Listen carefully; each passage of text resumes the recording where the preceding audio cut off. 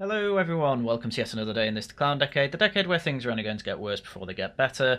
And once again, I'm front loading the shilling. Please subscribe to the channel if you enjoy my content, because I am only 20 subscribers off 10,000, and I would love to reach 10,000, at least by the end of the year, but if I could do it by the end of the week, even better. Anyway, for now, I am going to channel my inner boomer and complain about benefit scroungers. Now, to be fair, I don't think it's completely out of mind to have a simple safety net that effectively allows people who have run into hard times to effectively not be dying in the streets. But the way modern Britain works, it's a bit of a clown show, and one particular person who looks very much into it is Fraser Nelson, who in the Telegraph wrote, "The benefit system is broken, who has the guts to fix it? The Prime Minister's package is half measures and is totally insufficient to tackle the problem." Because it's a very big problem. Why is Britain alone in the developed world seeing a surge in sickness benefit claims? Well, that's partly because Norway already had that surge in benefit claims. Anyway, there are many theories, and Alison McGovern, a welfare minister, offered a new one yesterday. "Unfortunately, people have stolen from the state," she said. "We're bringing forward proposals to deal with that. We'll have to wait until next year to find out what her proposals are. The first crackdown on unemployed young people is relatively straightforward compared to the real crisis of incapacity benefits. On that, it seems the government still does not have much say." And effectively, the government's plan for that is to say, right, you're only going to be able to claim benefits as an 18 to 21-year-old for a few months, and if you don't end up taking mandatory training, I guess, or pick a job, then you will just lose your benefits.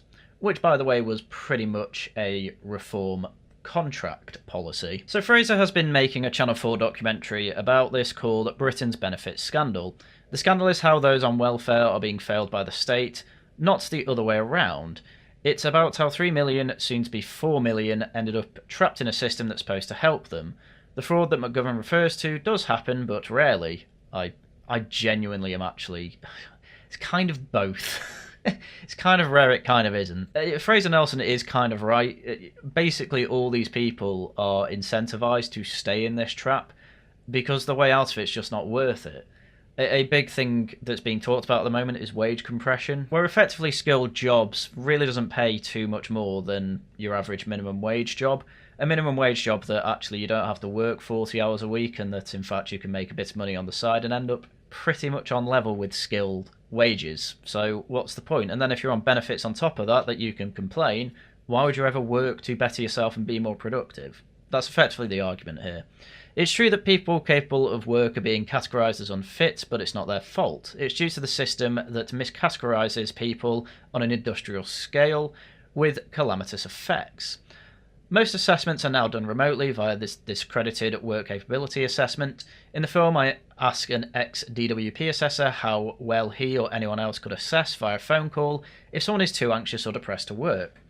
"Not very well," he replies, which is one of the things that, ethically and morally, I didn't really feel comfortable with. And yet this system is used to decide the fate of thousands of people every day with an approval rate that has doubled to 80% since 2010. And the thing is, from personal experience, if you are on the phone to DWP about your fitness, your mental capacity, your physical capacity even, they will effectively dictate to you what you can and can't do, even if you send them specialist doctor notes effectively saying, you know, this person cannot work full time, they are limited to working from home, they are limited with their screen time, they are physically limited. Despite all that, you will literally have a reply saying, "I've decided that basically none of this is true." And I don't particularly blame them sometimes, because I am sure they get a hell of a lot of people faking this sort of thing. However, when people genuinely do need help, sometimes they are basically just told no. Effectively because they're too honest, because the way some of these benefit systems work is just ridiculous. Where effectively you can have no legs, but the DWP can say back, "Oh yes, but you're independent because you said that you can hire a taxi once in a while." That's kind of how ridiculous the system is. Fraser noticed a theme among the claimants he met. Life had been going well for them, then a mental health episode knocked them for six. They needed temporary support, coaching, perhaps CBT, which is basically just behavioural therapy, or talking therapy. Instead, they ended up signed off long-term sick, then abandoned. Erased not just from unemployment figures, but from the national debate. Dropped into a Kafkaesque system that makes no sense to them, and not much more to those in charge. yet one that effectively you have entire Facebook groups that coach people on how to maximise their benefits. Good luck to anyone trying to escape the system. In Manchester, I met Michael, who gets about £1,400 a month on benefits. Just for reference, your median wage is probably about 2,200, probably just less than that. So he's not doing too badly considering that he's getting that for basically nothing. There are people out there working and they're not even earning that, he says. That is absolutely true. But he still wants out and secured a place to train as a plasterer. Our camera crew set out to meet him on day one of his course. He didn't turn up. He said he was told by the job centre hotline that if he did try and learn this trade, his support would vanish. Panics about how he'd support himself as he trained, he gave up. Yeah, that is another massive issue. I know people who qualified for universal credit because they had a sickness for some time, and effectively they were told by universal credit that effectively to actually get the payment from universal credit, they would need to quit their job and instead be updating their CV, seeing them once a week, and proving that they're applying for jobs. Whereas all they really needed was they had statutory sick pay for 2 weeks or so, and they just needed a top-up so that they didn't, go into debt over it. But they can't get that unless they leave, so they had to seek help from family. This is how ridiculous our system is. Effectively, what you are actually incentivized to do is claim benefits, which can take up to a year, by the way. It's a long-term commitment. And then once you get it, you are effectively incentivized never to leave. This is why it's called a benefit trap. This is why Reform were focused on it, because Reform know people who don't want to be on benefits, want to work, want to have some dignity and pride in what they do with their life. But if they even try and do it, as this says, the job centre will just cut all your payments off straight away, despite the fact it's unpaid training. Which doesn't make any sense. I mean, in my life I've done unpaid training. I managed to get to a point where I can do that because my parents, frankly, would just pay for everything they could. I had free transport, but when it came to lunch and dinners, my parents covered me on that because it was 3 months of training, and it's fair enough. Obviously, not everyone has that, and apparently if you try and go into that sort of route, the government will just say, right, you're in training, right, go away. You're not our problem anymore. And yeah, it just doesn't work. Technically, he would not automatically lose his benefits, he'd just be at risk of reassessment, but for many this is enough. They have no trust in a system that they fear, and I can understand reassessments can take ages, by the way, and you don't necessarily get your money during that time. Years of partial welfare reform have left an alphabet soup of benefits and protocols, ACA, UC, LC, WRA, WCAs, which baffle experts, let alone claimants. I don't even know what half of those mean. I know UC is universal credit, and that's it. Claimants need proper support, providing it may be expensive, but as Liz Kendall stated, the cost is not fixing the current system will be counted in the tens of billions, and they've tried to do it before. I can't remember the details, but effectively there used to be an old disability payment that they felt was, the Tories I mean, felt that was being abused, so they changed it to PIP, which emulated an American type of exam system, where effectively you'd have a phone call again. It used to be face-to-face, but COVID happened. You'd have a phone call to basically ask people these questions of what they can and can't do, and effectively you're, one, relying on them being truthful, and the problem is if you are truthful, too truthful, you can end up with absolutely nothing. As I said, these people are the type of people who will have no legs but say they can get a taxi and therefore they're independent and don't need PIP. Problem is, as I say, there's a load of coaching sites and Facebook groups that effectively tell people what you need to say to get as high a PIP payment as you can, because if you don't follow that, despite doctors telling PIP with evidence that they have to see specialists, and this is generally what they can and can't do, because you said that you can cook one meal a week or something without too much help, then you're actually independent and don't need any money from the government, despite the fact that the doctors say they can't work at full pace. And again, these are people that don't want to game the system. There are plenty of people who, as Fraser Nelson has found, they want to get off benefits because they just find it embarrassing. But every time they try and do it, they're basically told, you might end up actually in debt because we're going to cut all your benefits, possibly. And they just don't want to go through that, which, to be honest, I can understand. This is all people just following incentives. Not necessarily people being fraudulent, but then again, there were people being fraudulent, and it funded £50 million into a town somewhere in Bulgaria. Yes, that really did happen. Anyway, in Shoreham by Sea, I met Gavin, a taxi driver who had told the DWP that he didn't need sickness benefit anymore. Not so fast, he was told he had to wait to be reassessed. When would that be? They didn't say. Literally could be a year from when they had the call. That would be the best part of 3 years ago, he tells me. I'm probably working half the hours for the same money. So why speak out, I ask him. He replies, he sums up the whole situation. I wanted to highlight how bad things are, he says. This is really important. When you need this help at your lowest ill health and when you're at your worst, you can't get it. And then when you don't need it or you feel much better, they won't stop giving it to you. And I really do appreciate Gravin's honesty here. Yes, I am getting this money from the DWP.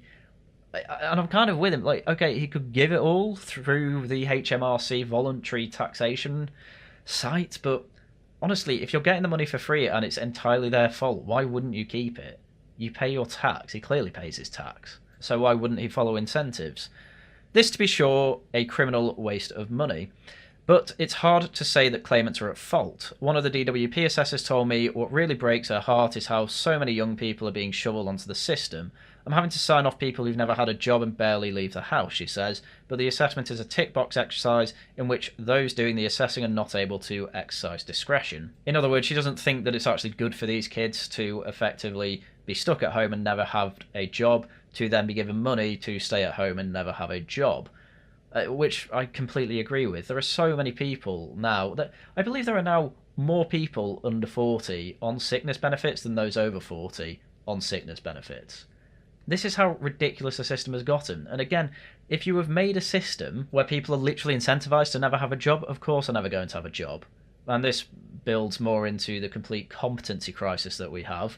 And also, the talented people in Britain end up wanting to move. I can't tell you the amount of people that say they want to move to Canada and Australia, and then also the amount of people that have already done that. And I can't blame them. My friend was an Asda manager here. He was earning about 30 grand a year. He moved to Australia. He's now doubled that, effectively. Almost doubled it. I think he's on about equivalent of about 48k. That's more than I earn, by the way. I just want to make that clear. He moved to Australia and has ended up earning more than me, despite the fact he dropped out of uni, and I'm a software developer. Now, I don't blame him at all. This isn't like me saying I'm very envious of that. Obviously, I am a bit envious of that. However, I am just saying this is how the incentives are for Britain. This is why the Nick 30 social contract memes are so popular, because that really does speak to people like me who go out of their way to try and make money. They make not too much more than people who would be on minimum wage or unskilled work, just so then you can be taxed at 40% to fund a system that, frankly, I want burned to the ground and rebuilt to actually help the people that need it. And when people tell them they don't need it anymore, they actually stop the payments. We have an absurd system, and it is bankrupting us, and it's making people not want to stay here anymore. That is a recipe for a disaster. All of these problems took root under the Tories. Yes, this is why I'm fully backing reform. So Kendall and McGovern can hardly be blamed for what they inherited. I do actually agree with that.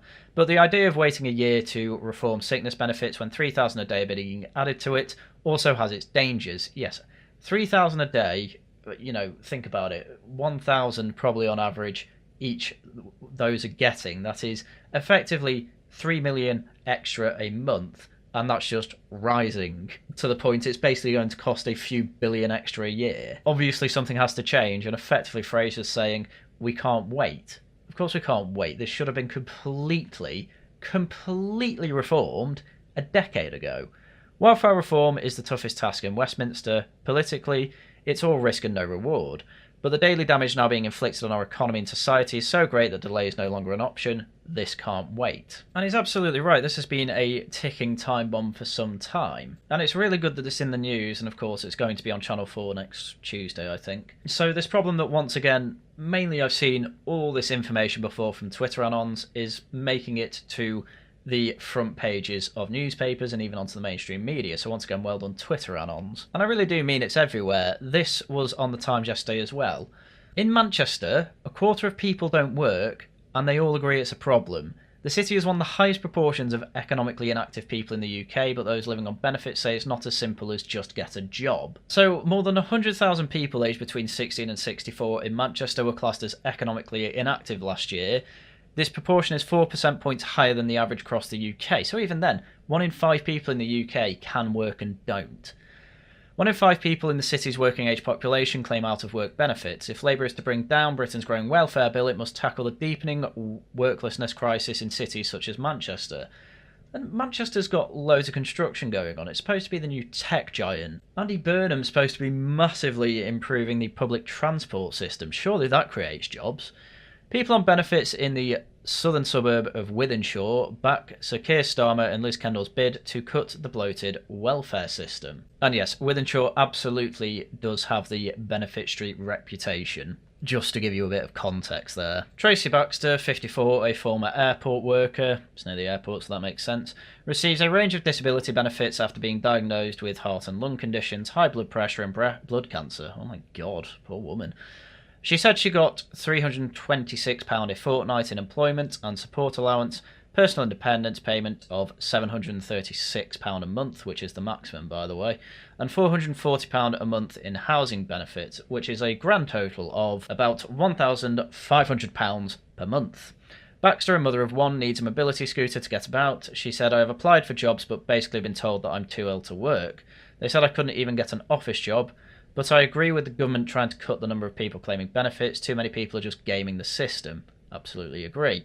I know people who get a job for a few months and then they just don't fancy it anymore. Then they claim they're too sick to work or work is too stressful. I know a relative who has done this for years. He takes a job to get the benefits people off his back. Then after a few months he leaves saying it's all too much for him. He's not only the only one doing it, but they should be made to go and get a job. It's outrageous that people are doing this. It all needs sorting out. The whole thing is a mess. And I completely understand why they are like this. This is why I'm like it when I have people in my family who have a similar issue. It's because you get bad apples like this, and there's probably quite a few, a number of them. I'm talking maybe 20%, possibly more, who are literally just gaming the system for this, and then that reputation tarnishes everyone on benefits. And this woman just wants to say, look, I'm told I'm too sick to work. I actually want to get a job, though, probably because she's bored out of her mind at home. I get all this benefit, so I'm not, having to get a job, so to speak. And yet people who are perfectly able to work are just gaming the system and absolutely taking the mick out of it. And I don't want that, because I don't want the reputation of effectively being a scrounger. And I'm sure she isn't. And I completely understand it. I don't want benefits to be this sort of thing that is looked down upon. I want to see it as a very temporary thing, something you get for a few months unless you really do have a long-term illness. And then maybe even weeks. And then once that's done, effectively you can't get it again unless you really need it again. And you can absolutely incentivize people to do that. There are ways to do it. Other countries do it perfectly well. We just seem absolutely addicted to finding the worst versions of bureaucracy possible. Carl Adams, 42, is claiming benefits after leaving his job at Primark in the city centre to look after his mother, who has cancer. Fair enough. He said he was already claiming universal credit and has applied for carer's allowance, which, again, seems fair. I've only just now put in the claim, so it's just going through. Good luck waiting a year, I'm afraid. I've only been on benefits for a few months now, he said. People do need the money, but the government should provide more incentives to get people into work. I think some people are getting off getting a job as they self-diagnose mental health problems. It's a big problem. Yeah, and it's basically... Of all people, it was Philosophy Tube who said this, in terms of the gender dysphoria mental health issue.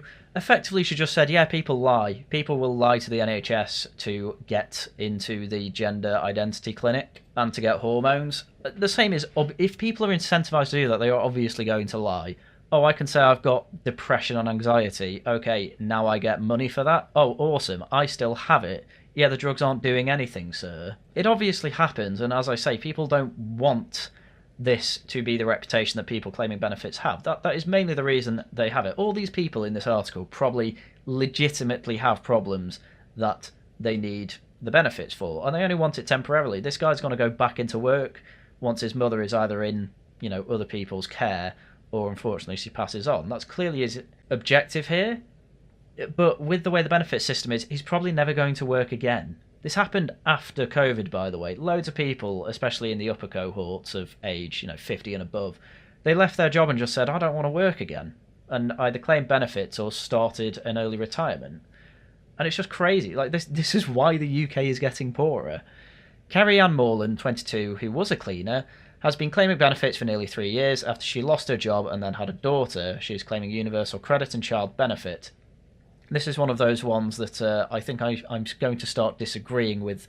It's okay that she's claiming benefits, because I know nurses who were on natal wards, so working with midwives and all that. The amount of young women who would be there basically admitting that they're having kids just for the child benefit it's ridiculous. It was some people said it was as high as like 1 in 2. I don't think it was that high, but there's clearly a lot of people who are just wanting to game the system, and I'm not being funny. Young single mothers, typically it is them who are just having the kids for benefits. I hate to say it, and it's anecdotal, I know, but as I say, probably not everyone in this article is legitimately getting their benefits, but let's see what she says. I want to work, but can't find any at the moment, she said. The problem for me is the job centre. They keep on cancelling my appointments, so I'm struggling to get the help to find work. One was cancelled on Friday, and I've had 2 more cancellations this week. They don't seem to want to find me work. I mean, if that's all true, then okay, child benefit fine then, and she'll be off universal credit once she gets a job. That's fairly reasonable, to be honest. Mike Barnes, 43, a father of 2 and a former shop worker, has been on benefits for 3 years and claims universal credit. He says, some people just think you're fiddling the system, as I've been on benefits for a few years. I just haven't found the right job. Ooh, there should be more to help in finding work on getting off benefit.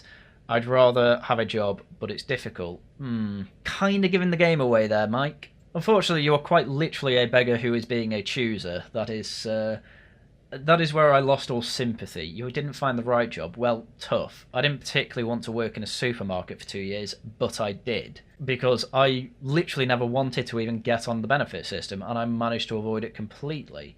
And there are some people who were probably on the benefit system who wanted to do that but had no other choice. But as I say, it's now a trap. Do I believe Kerry-Ann Morland wants to work, 30 hours a week as a cleaner? Yeah, I do believe it, to be honest with you. Mike Barnes, do I believe that you got offered a cleaning job and rejected it? Yes, I would believe that. And as Fraser Nelson says, another problem is that all these, when he says the right job, to give him some leeway, it probably would be the right job, meaning a job that wouldn't cut into my benefit, but he's probably never going to find that. The problem is that saying it like, oh, I didn't find the right job, it's, oh, one I'm comfortable at. It's, well, I'm sorry, it's a job. You're not going to be comfortable at all of them. I've worked quite hard to finally find a job I am comfortable with.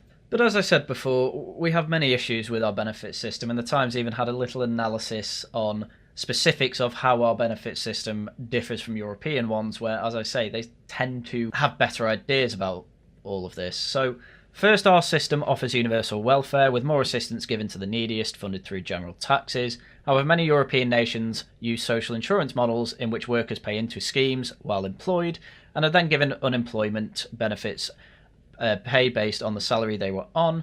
High earners get more benefits, obviously low earners less benefits, and that makes more sense because it's based off what they've paid into it. Second, generous though many of the European benefit systems appear, because it's an insurance system, they are time limited. Unemployed Italians enjoy 62% of their wages immediately, but that falls to nothing after 2 years. In Britain, it's completely the same forever. It's just stuck at 33% of the median wage if you lose your job. So again, as I've been saying, there's no real incentive, there's no time limit on this, there's no incentive to go look for a job. It's just, oh, I'm just going to get that forever. Oh, plus I can get other benefits. Oh, plus I can get work on the side that's cash in hand. And then, yeah, basically you're a burden on the taxpayer forever because you're not paying tax on that cash in hand stuff and you're getting benefits. And it's incentivised. So by international standards, Britain treats those on sickness benefits much better than the unemployed, which is actually the reverse of public opinion, where people think those with disabilities have too little support rather than those who are out of work, which again is this whole psychological marketing thing. For the past 3 years, the government has been trying to work out why so many more people are claiming disability benefits. It cannot be all down to the pandemic. That's because it's not. Virtually every country in the rich world has seen a rise in sickness since 2019, yet Britain is, with Denmark, one of the only rich countries to see a rise in health-related benefits. A recent report by three Institute of Fiscal Studies economists ends with this compelling suggestion. Because the level of basic unemployment support is so low, they said, it's possible that following a shock to real income, more people with health conditions in the UK apply for health-related benefits than in other countries. In other words, as inflation starts to bite and the budgets are stretched, some people with conditions who did not claim health benefits previously are now choosing to do so. It's also because they're incentivised to, oh, I've just lost my job, oh, I now barely get anything, because I'm now on these benefits that don't pay me so much, unlike they do in other European countries. Well, I need money, oh, I guess I'll pretend I have depression. Or maybe they did have depression and just didn't claim for it because they didn't realise they could. And yeah, then all of a sudden they're put in the benefits trap. And as I say, this is costing us billions extra a year. And the worst part of this is that the Times have statistics on when the last time someone worked who's claiming benefits. And just look at this graph. 1 in 5 people claiming benefits, either disability or incapacity, have never had a job. Some of those people absolutely will not be able to work, fine. 1 in 5 people, though, I doubt it. Some of these new claimants, you know, about a third of them haven't had a job for more than 5 years. Absolutely mental. There is barely anyone on disability benefits, you know, about 1 in 10 people who left a job within the last 2 years, and then 1 in 5 for incapacity benefits. And somehow people on incapacity benefits are still in part-time and full-time work, though altogether that's about 10%, and then when it comes to disability benefits, you're seeing people at about 27%. And just from what I know, there should be way more people on disability benefits in part-time work who probably want part-time work as well.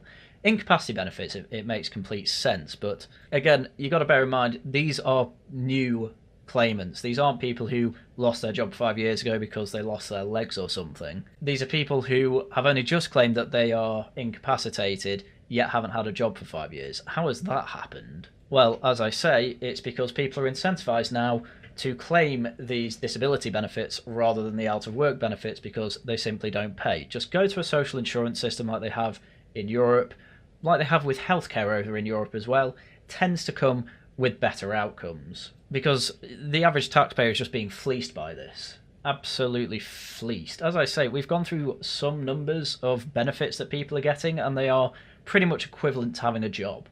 So why would they get a job? Anyway, I think with that is enough of me channeling my inner boomer, though I think I've been rather more sympathetic than I usually would be. I suppose to finish this off, I will say go over to Twitter and read this entire thread by Lin-Manuel Wawanda, who, like I've been saying, explains the PIP system, why it's absurd, and why there are entire Facebook groups with, look at them, 22,000 members, 2 of them have, on how to effectively game the PIP system. As he says, to fully appreciate the absurdity of modern Britain, you must appreciate the absurdity of PIP. PIP is a tax-free benefit that can, in theory, be awarded to anyone with a long-term health condition that seriously impacts their daily life. And he goes through the thread effectively saying it's basically an exam where you can just lie to these people, and if you're too honest, effectively you don't get the benefit. As I was saying, just have a look at it over on Twitter, it's worth your time. Anyway, with all that, that's everything I had for you, so chill time. No more streams this week, we'll be having the Antiquity stream next Monday over on the Worcester Club. We will be having a Tosh newscast next Tuesday over on the Worcester Club, and then next Saturday it'll be another Laughing at the Guardian with some whammon, so come along to that. Videos out as and when I can make them. Apparently at this point that's pretty much daily. Obviously, like I said before, please subscribe. I want to hit 10k as soon as possible. That would just be a dream come true for me. And to those of you so inclined, please do become a channel member. Please do send your super chats and super thanks whenever you can. They are a great help to the channel. And with that, that is everything I had for you for today. So once again, thank you very much for watching, and until next time, goodbye.